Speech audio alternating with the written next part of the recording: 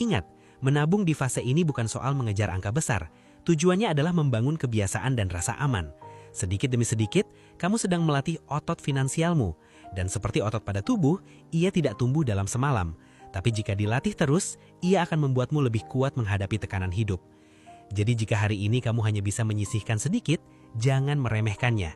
Jangan merasa gagal, karena yang sedang kamu bangun bukan sekedar saldo, tapi pola hidup.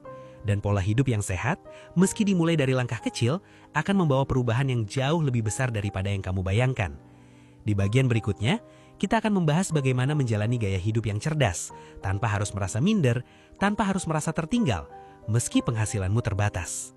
Salah satu sumber kelelahan terbesar bagi orang bergaji 4 juta rupiah bukan hanya soal uang, tapi soal perasaan. Perasaan tertinggal, perasaan kurang, perasaan seolah hidup kita tidak sebaik orang lain. Dan semua itu sering diperparah oleh satu hal yang kita lihat setiap hari, media sosial. Di sana, hidup orang lain terlihat selalu naik kelas, liburan terus, nongkrong terus, beli barang baru terus, tanpa pernah terlihat sisi capeknya, cicilannya, atau kecemasannya.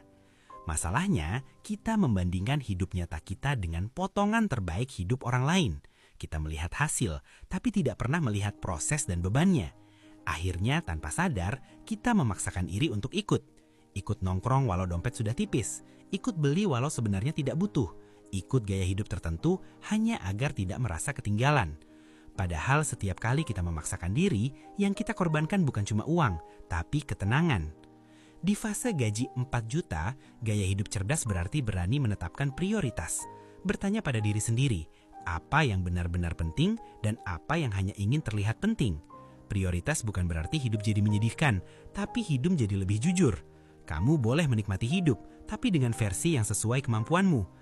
Kamu boleh bersenang-senang, tapi tanpa harus membayar dengan kecemasan di akhir bulan. Hidup layak tidak selalu berarti hidup mewah. Hidup layak adalah ketika kebutuhan dasar terpenuhi, pikiran lebih tenang, dan kamu tidak terus-menerus dikejar rasa takut soal uang. Hidup layak adalah ketika kamu bisa menolak ajakan yang tidak sejalan dengan kondisimu, tanpa merasa rendah diri. Hidup layak adalah ketika kamu bisa berkata cukup, dan benar-benar merasa cukup.